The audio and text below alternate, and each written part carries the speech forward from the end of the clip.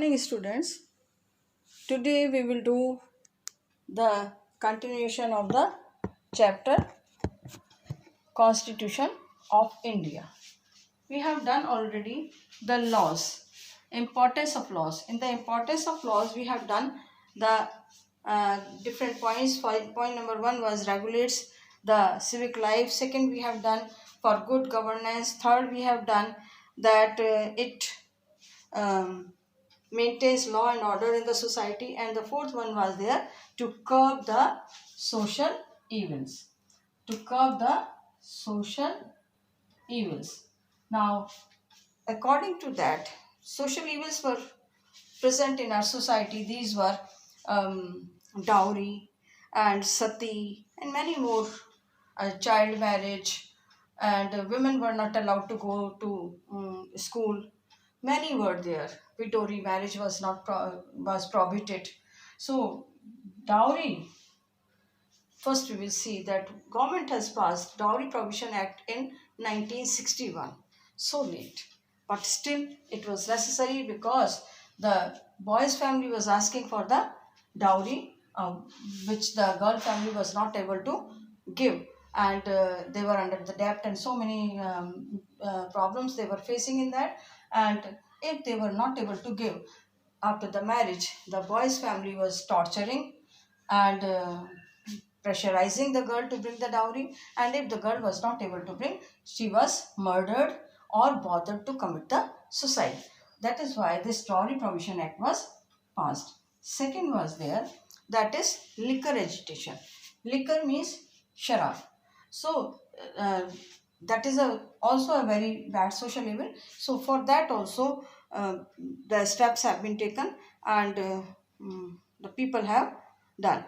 Then to stop the sati also. Sati was also a very bad practice in the society. Sati Prevention Act was passed.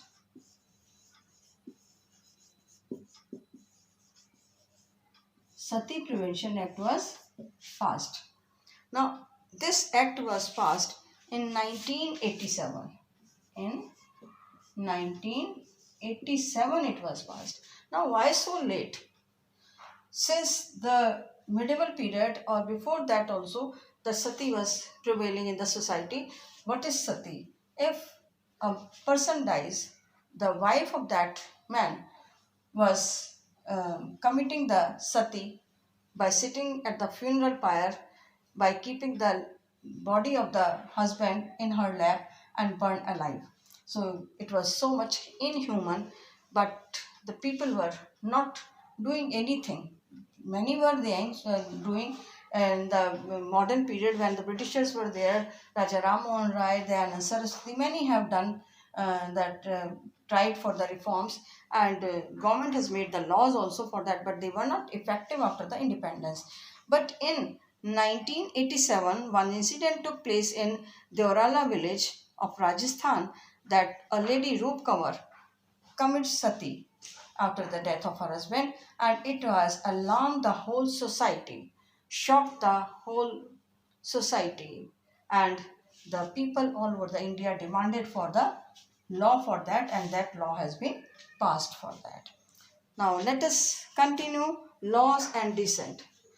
If all the laws are acceptable by the society? No. Sometimes some laws are there which are not acceptable by the society. For example, we are at the time of Britishers, the British government has imposed one law, that was salt law, that making salt was free for everyone, and people were making salt from the seawater. And when the law was made, they were prohibited to make the salt, and even the tax over that salt was also increased. It was the bread of the poor people. खाली नमक से ही रोटी खा करके वो अपना गुजारा चला सकते थे, और उसी चीज़ पर जो बेसिक नीड थी उस पर गवर्नमेंट ने टैक्स लगा दिया था. So Gandhi ji has marched from Sabarmati Ashram to Dandi, sea coast, and march was there by Gandhi ji and his followers.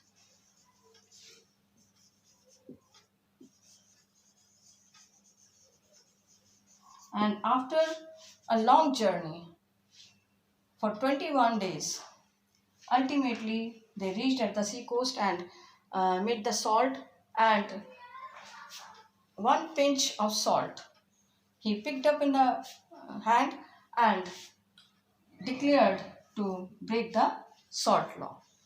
And at this, British government get angry, and lathi charge was done on the agitating people, even Gandhiji also, and Gandhiji was put into the prison, and but ultimately the government was bothered to stop this law, took back this law. Then we will come to the next point. It means the laws can be, it is called as the laws and descents. कि मतलब law को हमें हमारा उसके against में विद्रोह है. अभी रिसेंट टाइम का एग्जांपल अगर हम ले, so you have seen that law government has made CAA, and at Shaheen Bagh the ladies were sitting and they have done the agitation. It was peaceful agitation for their demand. Then we will come to the Constituent Assembly. Who has made this constitution? Constituent Assembly. Right? This for the purpose of making the Constitution of India, one assembly was formed. In this assembly, total number of the members was 389 members were there.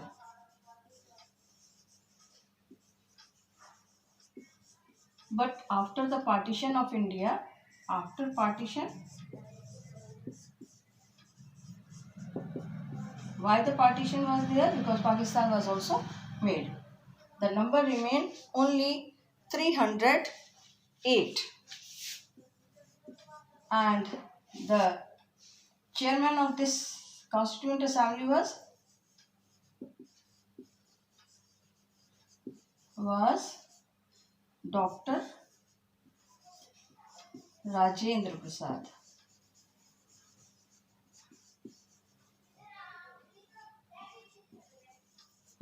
Later he became the President of India, the first President of Free India.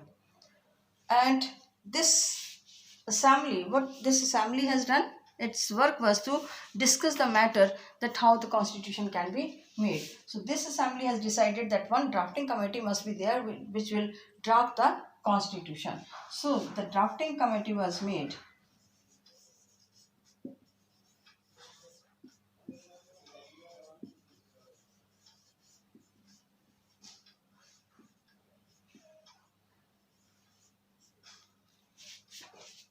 Under the chairmanship of Dr. B.R. Ambedkar.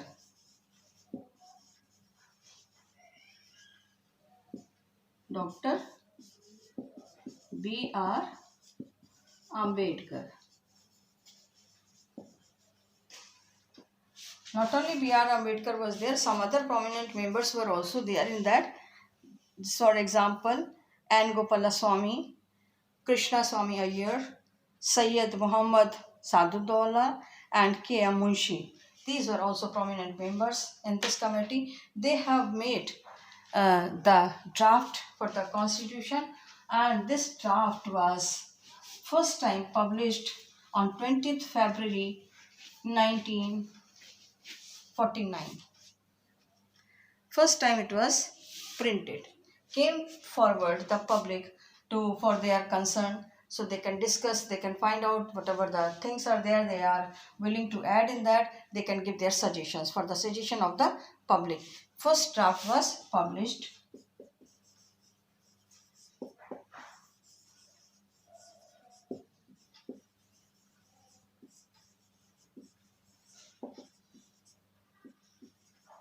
on 20th February 1949. Then it was discussed in the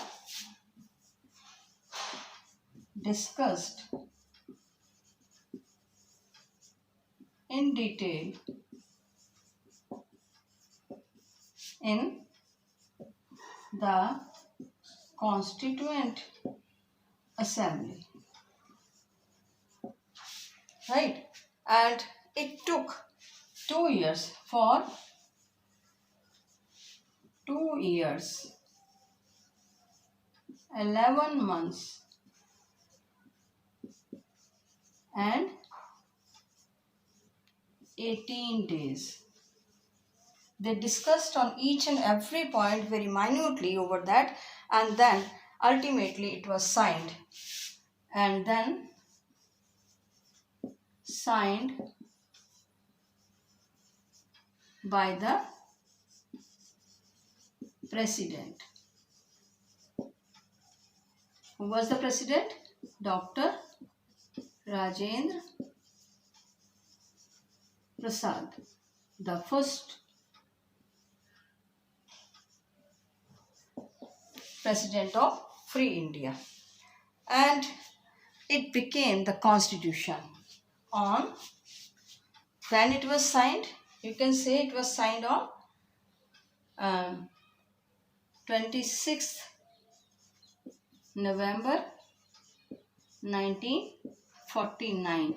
It was signed, but it was implemented in January 26th 1950,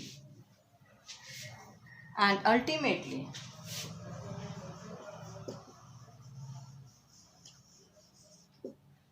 imposed on 26th, implemented. You can say that implemented.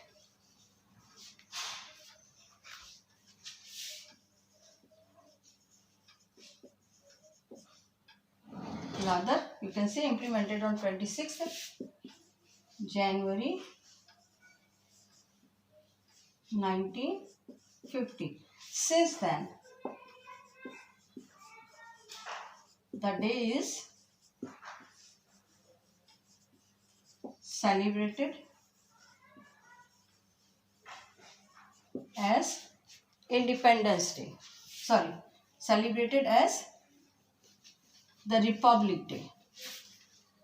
Celebrated as the Republic Day. Right?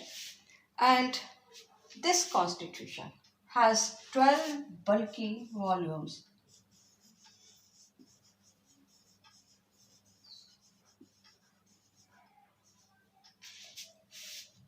It has 12 bulky volumes. And the first one explains the preamble to the constitution. Now, question comes, what is the preamble to the constitution? This preamble means the introduction to the constitution. The first page of always your book is called introduction. So, that is the introduction to the constitution. Preamble.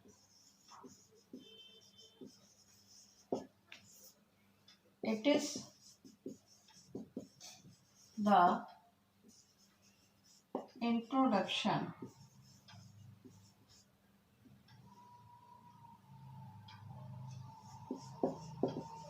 or you can say the foundation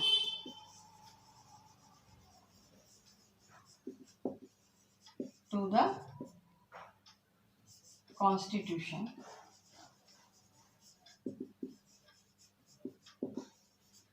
of India. That is point number A. B, you can say that it refers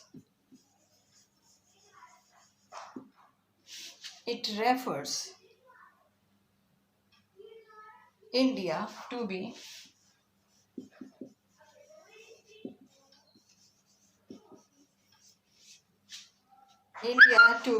sovereign,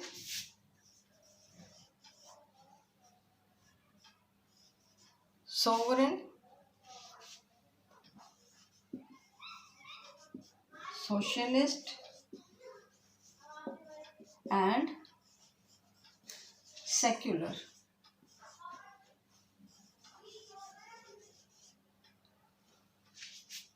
democratic,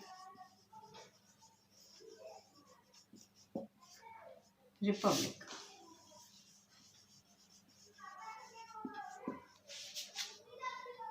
This constitution is having few key features also. Our Constitution of India is having some key features. Number one, it is in the written form. It is rigid and flexible, as well as rigid and flexible written. Key features.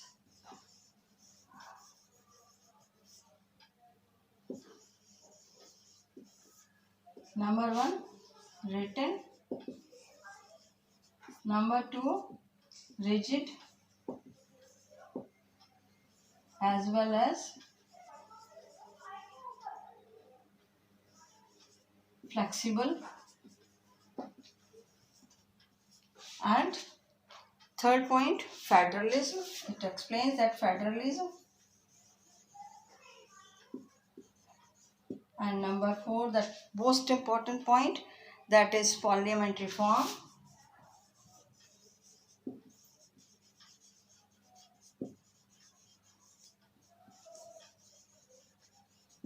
And fifth one, you can say division of power.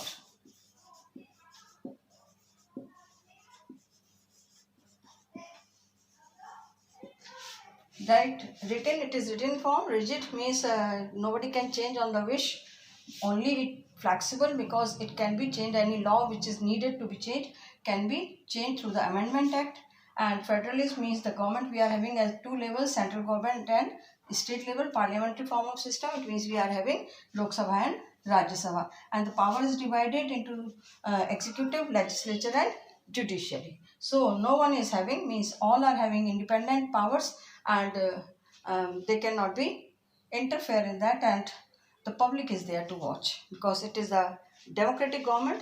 It means we the people are most powerful above them. Then fundamental rights.